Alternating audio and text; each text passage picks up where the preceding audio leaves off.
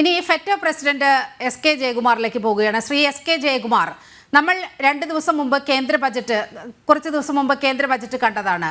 ഒരു മധ്യവർഗ വിഭാഗത്തെ പൂർണ്ണമായും സംരക്ഷിക്കുന്ന രീതിയിൽ, പ്രത്യേകിച്ച് സർക്കാർ ഉദ്യോഗസ്ഥർക്കൊക്കെ നിശ്ചിത വരുമാനക്കാരായ ശമ്പളം കിട്ടുന്ന ഉദ്യോഗസ്ഥരെ സംബന്ധിച്ചിടത്തോളം വളരെ ആശ്വാസകരമാകുന്ന ചില നടപടികൾ നമ്മൾ കണ്ടതാണ്. 1,28,000 കോടി രൂപയുടെ നികുതി ഒഴിവാക്കിക്കൊണ്ടാണ് അത്തരത്തിൽ വലിയ പ്രഖ്യാപനം കേന്ദ്ര സർക്കാർ നടത്തിയത്.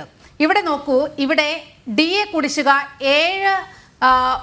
7 തവണ കുടിശ്ശിക വന്നിട്ടുണ്ടെന്നാണ് എൻ്റെ ഒരു വിശ്വാസം.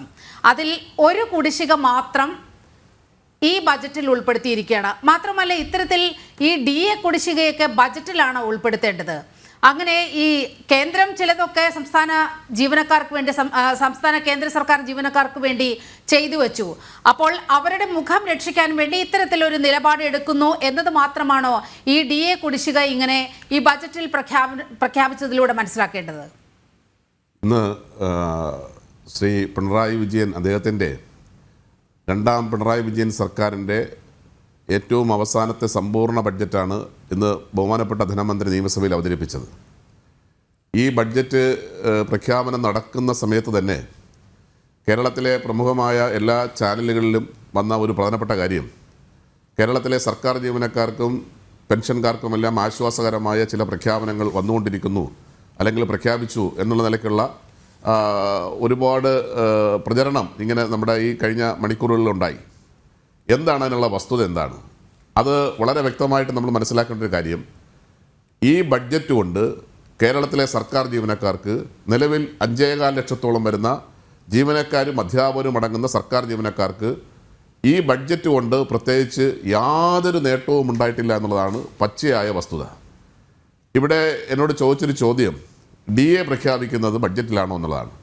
ബഡ്ജറ്റിൽ പ്രഖ്യാപിക്കുന്നത് കൊണ്ട് തെറ്റൊന്നുമില്ല. പക്ഷേ എന്ത് DA ആണ് പ്രഖ്യാപിച്ചത്? നിങ്ങൾ ആകെ ഒരു ഗഡു DA ഏപ്രിൽ മാസം തരുമെന്ന് ഈ ബഡ്ജറ്റിനോട് ചേർത്ത് പറഞ്ഞിരിക്കുന്നു. ഇത് പറഞ്ഞത് കഴിഞ്ഞ ഒരു 1.5 വർഷമായിട്ട് കേരളത്തിൻ്റെ മുഖ്യമന്ത്രി കേരളത്തിലെ അദ്ദേഹം പങ്കെടുക്കുന്ന ഭരണാനുകൂല സംഘടനകളുടെ യോഗത്തിൽ പ്രഖ്യാപിച്ച കാര്യമാണ്. അദ്ദേഹം പറഞ്ഞത്, എൻ്റെ ഗവൺമെൻറ്റിൻ്റെ ബാക്കിയുള്ള 2 വർഷക്കാലം ഇനി കൃത്യമായി ഒരു വർഷം 2 ഗഡു DA വെച്ച് തരും എന്ന് പറഞ്ഞാൽ DA പ്രഖ്യാപിക്കുന്നത് ജനുവരി മാസവും ജൂലൈ മാസവുമാണ്. അപ്പോൾ അങ്ങനെ വരുന്ന സമയത്ത് ഒരു വർഷം 2 ഗഡു DA തരുമെന്ന് പ്രഖ്യാപനത്തിൻ്റെ ഭാഗമായിട്ട് ഈ 2025 ജനുവരിയിൽ കേന്ദ്രം വീണ്ടും പ്രഖ്യാപിക്കും. ഈ ജനുവരിയിലുള്ള DA ഇപ്പോൾ ഉടനെ കേന്ദ്രം വീണ്ടും പ്രഖ്യാപിക്കാൻ വേണ്ടി പോകുന്നു.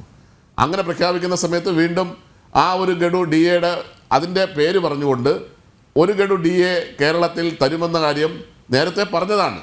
ഒരു വർഷം, അതായത് ഒന്നി വരുന്ന ഒരു വർഷം 2 ഗഡു DA 2 പ്രാവശ്യമായിട്ട് അനുവദിക്കും. ഇത് നേരത്തെ പറഞ്ഞ കാര്യമാണ്.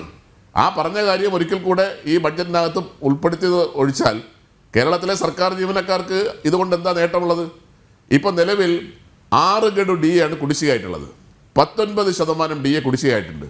ഇനിയിപ്പോൾ 2025 ജനുവരിയിൽ പ്രഖ്യാപിക്കേണ്ട DA കേന്ദ്രം പ്രഖ്യാപിച്ചാൽ സ്വാഭാവികമായിട്ടും അത് 22-23% ആ ശതമാനം വർദ്ധിക്കും. 7 ഗഡു DA ആയിട്ട് അത് മാറും. അപ്പോൾ കേരളത്തിലെ കുടിശ്ശികയായിട്ട് 7 ഗഡു DA ആയിട്ട് മാറും. പക്ഷേ 1 ഗഡു സംസ്ഥാന സർക്കാർ ഏപ്രിലിൽ തരുമെന്ന് ഇപ്പോൾ പറഞ്ഞതനുസരിച്ച് തരികയാണെങ്കിൽ അത് വീണ്ടും നമുക്കുള്ള 19% കുടിശ്ശികയിൽ ഒരു മാറ്റവുമില്ല. ആ 19% കുടിശ്ശിക തരുന്ന കാര്യത്തിൽ ഈ ഗവൺമെൻറ് യാതൊരു തീരുമാനവും എടുക്കുന്നില്ല എന്നുള്ളതാണ് വസ്തുത. ഇന്ന് രാവിലെ മുതൽ പറഞ്ഞിട്ടുള്ള കാര്യങ്ങളിൽ ആകെ ഒരു ആശ്വാസകരമായ ഒരു തീരുമാനം, ഒരു പെൻഷൻകാരുടെ ഭാഗത്ത് ഒരു ആശ്വാസകരമായ തീരുമാനമുണ്ടായത് ആകെ അവർക്ക്, അതായത് 2019 മുതൽ 2021 വരെ കേരളത്തിലെ പെൻഷൻ പരിഷ്കരണത്തിൻ്റെ കുടിശ്ശിക അത് കൊടുക്കുമെന്ന് പറഞ്ഞത് എപ്പോഴാണ്? അത് കൊടുക്കുമെന്ന് പറഞ്ഞിട്ട് അത് അവർക്ക് പൂർണ്ണമായി ലഭ്യമാകേണ്ട സമയം കഴിഞ്ഞ് 2 വർഷം കഴിഞ്ഞു. ആ 2 വർഷവും അത് കൊടുക്കാതിരുന്നതിന് ശേഷം ഇപ്പോൾ ഏറ്റവും അവസാനം ഇപ്പോൾ പറയുന്നു, അതിൽ നമ്മൾ ഏറ്റവും അതിനൊരു പ്രധാനപ്പെട്ട വസ്തുത മനസ്സിലാക്കേണ്ടത്, 2019 മുതൽ 2021 വരെയുള്ള പെൻഷൻ പരിഷ്കരണത്തിൻ്റെ കുടിശ്ശികയുടെ അവസാനത്തെ 2 ഗഡു, ആ 2 ഗഡു ഈ പെൻഷൻ പരിഷ്കരണ കുടിശ്ശിക ലഭിക്കാതെ കോവിഡ് കാലത്ത് 1 ലക്ഷത്തോളം വരുന്ന പെൻഷൻകാർ നമ്മുടെ നാട്ടിൽ ഈ കേരളത്തിൽ മരണപ്പെട്ടു പോയി. ആ 1 ലക്ഷത്തോളം വരുന്ന പെൻഷൻകാരുടെ മരണപ്പെട്ടു പോയ പെൻഷൻകാരോട് ഒരു തരത്തിലും നീതി പുലർത്താൻ ബഹുമാനപ്പെട്ട ധനമന്ത്രി ശ്രീ ബാലഗോപാലിനോ കേരളത്തിൻ്റെ മുഖ്യമന്ത്രിക്കോ സാധിച്ചില്ല എന്ന് മാത്രമല്ല ആ മരണപ്പെട്ടു പോയതിനു ശേഷം ഇപ്പോൾ ഈ ബഡ്ജറ്റിലാണ് ആ പെൻഷൻ പരിഷ്കരണത്തിൻ്റെ കുടിശ്ശിക കൊടുക്കുമെന്ന ഒരു പ്രഖ്യാപനം ഉണ്ടായിരിക്കുന്നത്. അതേസമയത്ത് സർക്കാർ ജീവനക്കാരുടെ കാര്യത്തിലോ, സർക്കാർ ജീവനക്കാരുടെ കാര്യത്തിൽ 2019 മുതൽ 21 വരെയുള്ള ശമ്പള പരിഷ്കരണ കുടിശ്ശിക, ആ ശമ്പള പരിഷ്കരണ കുടിശ്ശിക, ആ കുടിശ്ശികയെ സംബന്ധിച്ച് 2 ഗഡു കുടിശ്ശിക, ശമ്പള പരിഷ്കരണ കുടിശ്ശിക 2 ഗഡു ഈ വർഷം പ്രഖ്യാപിക്കുമെന്നാണ് അദ്ദേഹം സൂചിപ്പിച്ചിരിക്കുന്നത്. അതിന് ഓർഡറായിട്ട് പ്രഖ്യാപിക്കുന്നതാണ്. അത് എങ്ങനെ പ്രഖ്യാപിക്കുമെന്നാണ്? അത് PF ലയിപ്പിക്കുമെന്നാണ്. ഈ PF ലയിപ്പിക്കുന്ന ഒരു കാര്യത്തെ സംബന്ധിച്ച് ധനമന്ത്രി പറഞ്ഞതുകൊണ്ട് കേരളത്തിലെ സർക്കാർ ജീവനക്കാർക്ക് പ്രത്യക്ഷത്തിൽ എന്താ ഗുണമുള്ളത്? 5 വർഷം മുമ്പ് ഇത് ലഭിക്കേണ്ടതല്ലേ? 5 വർഷത്തിന് മുമ്പ് ലഭിക്കേണ്ട ഒരു കാര്യം ഇനി PF ലയിപ്പിച്ചാൽ നമുക്കത് എടുക്കാൻ പറ്റുമോ? ഇപ്പം തന്നെ DAയുമായി ബന്ധപ്പെട്ട് ഒരു ലോക്കിൻ പീരീഡ് മാറ്റിയിരിക്കുന്നു എന്നുള്ള നിലയ്ക്കുള്ള ഒരു പരാമർശം അദ്ദേഹം നടത്തുകയുണ്ടായി. എന്താണ് സംഭവിച്ചത് ശരിക്ക്?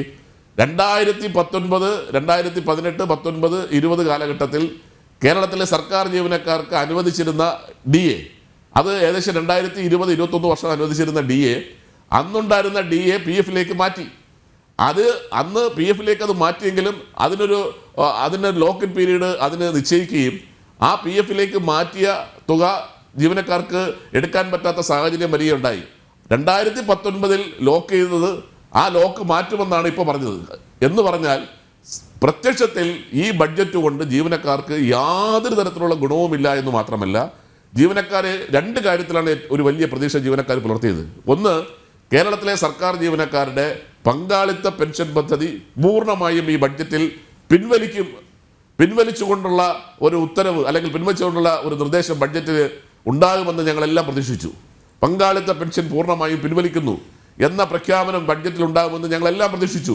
പക്ഷേ എന്താ ധനമന്ത്രി പറഞ്ഞത്? അദ്ദേഹം വളരെ ബോധപൂർവം കേരളത്തിലെ സർക്കാർ ജീവനക്കാരെ പൂർണ്ണമായും വഞ്ചിച്ചിരിക്കുകയല്ലേ. അദ്ദേഹം പറഞ്ഞത് 2024 അദ്ദേഹം ഇതേ സമയത്ത് അദ്ദേഹം ബഡ്ജറ്റ് അവതരിപ്പിച്ചു. അദ്ദേഹം ആ ബഡ്ജറ്റിനകത്ത് പറഞ്ഞത് എന്താ?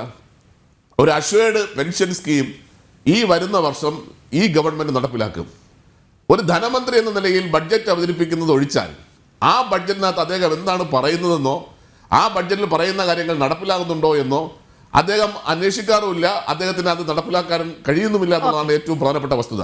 ഈ അഷ്വേർഡ് പെൻഷൻ സ്കീമിനെ കുറിച്ച് പറഞ്ഞതിന് ശേഷം ഇപ്പോൾ വീണ്ടും പറഞ്ഞിരിക്കുന്നു, ഇപ്പോൾ വരുന്ന ഒരു വർഷത്തിനകത്ത് വീണ്ടും ഒരു കേന്ദ്രം പ്രഖ്യാപിച്ച യുണൈറ്റഡ് പെൻഷൻ സ്കീം UPS, അതുപോലെ തന്നെ മറ്റു സംസ്ഥാനങ്ങൾ പ്രഖ്യാപിച്ച പെൻഷൻ പദ്ധതി, അതുമായി തമ്മിൽ താരതമ്യ പഠനം നടത്തിയതിനു ശേഷം ഒരു പുതിയ അഷ്വേർഡ് സ്കീം നടപ്പിലാക്കുമെന്നുള്ള നിലയ്ക്ക് വീണ്ടും ഒരു പ്രഖ്യാപനം വന്നിരിക്കുന്നു. എന്ന് പറഞ്ഞാൽ ജീവനക്കാരെ സമ്പൂർണ്ണമായും, കേരളത്തിലെ സർക്കാർ ജീവനക്കാരെ, പങ്കാളിത്ത പെൻഷന്റെ ഭാഗമായ ജീവനക്കാരെ പൂർണ്ണമായും വഞ്ചിക്കുകയാണ് ധനമന്ത്രി ചെയ്തിരിക്കുന്നത്. ഈ പിണറായി സർക്കാരിന്റെ ഈ ഗവൺമെന്റ് ചെയ്തിരിക്കുന്ന കാര്യത്തിൽ യാതൊരു തർക്കവുമില്ല. അതുപോലെ മറ്റു ഒരു കാര്യം കൂടെ സൂചിപ്പിക്കാനുള്ളത്, ഏറ്റവും പ്രധാനപ്പെട്ട ഞങ്ങൾ ആഗ്രഹിച്ചിരുന്ന കാര്യം 5 വർഷത്തിലൊരിക്കൽ ശമ്പളം പരിഷ്കരിക്കുമെന്ന തത്വമാണ്. കഴിഞ്ഞ ദിവസവും മുഖ്യമന്ത്രി സെക്രട്ടേറിയറ്റുകാരുടെ യോഗം നടന്ന സമയത്ത് ആ യോഗത്തിൽ പോയി പറഞ്ഞതാണ്, കേരളം 5 വർഷത്തിലൊരിക്കൽ ശമ്പള പരിഷ്കരണം എന്നുള്ള തത്വം നടപ്പിലാക്കും, ഞങ്ങളതിന് പ്രതിജ്ഞാബദ്ധമാണ്, ആ ഒരു നയം ഞങ്ങൾക്കുള്ളതാണ്. എന്താ ആ നയം പ്രഖ്യാപിക്കണമെങ്കിൽ ഒരു ശമ്പള കമ്മീഷനെ വയ്ക്കേണ്ട സമയം 2024 ജൂലൈ മാസം 1-ാം തീയതി മുതൽ കേരളത്തിലെ സർക്കാർ ജീവനക്കാർക്ക് 12ാം ശമ്പള പരിഷ്കരണം നടപ്പിലായി കിട്ടേണ്ടതല്ലേ? ആ ശമ്പള പരിഷ്കരണം 2024 ജൂലൈ മാസം 1-ാം തീയതി മുതൽ കേരളത്തിലെ 12ാം ശമ്പള പരിഷ്കരണം കേരളത്തിലെ ജീവനക്കാർക്ക് ലഭിക്കേണ്ടതാണ്. അത് ലഭിക്കണമെങ്കിൽ ഈ ഗവൺമെന്റിന്റെ കാലത്ത് അത് ലഭിക്കണമെങ്കിൽ 2 വർഷം മുമ്പ് ഒരു കമ്മീഷനെ പ്രഖ്യാപിക്കണ്ടേ? ആ കമ്മീഷനെ പ്രഖ്യാപിക്കാൻ ഇനി ആകെ 16 മാസം 17 മാസം മാത്രം ഈ പ്രവർത്തന കാലാവധിയുള്ള ഒരു ഗവൺമെന്റ് ഇനി ഒരു ശമ്പള കമ്മീഷനെ ഈ ബഡ്ജറ്റിൽ പോലും പ്രഖ്യാപിച്ചില്ലല്ലോ. ഇനി എന്താ പ്രഖ്യാപിക്കുന്നത്? അപ്പോൾ ശമ്പള പരിഷ്കരണം തരാതെ, ശമ്പള പരിഷ്കരണം നടപ്പിലാക്കാതെ ജീവനക്കാരെ വഞ്ചിക്കുന്ന നിലപാടാണ് സ്വീകരിച്ചത്. ഈ ബഡ്ജറ്റ് അങ്ങേയറ്റം നിരാശാജനകമാണ്. ഈ ബഡ്ജറ്റ് കൊണ്ട് കേരള സർക്കാർ ജീവനക്കാർക്ക് യാതൊരു ഗുണം ഉണ്ടാകുന്നില്ല.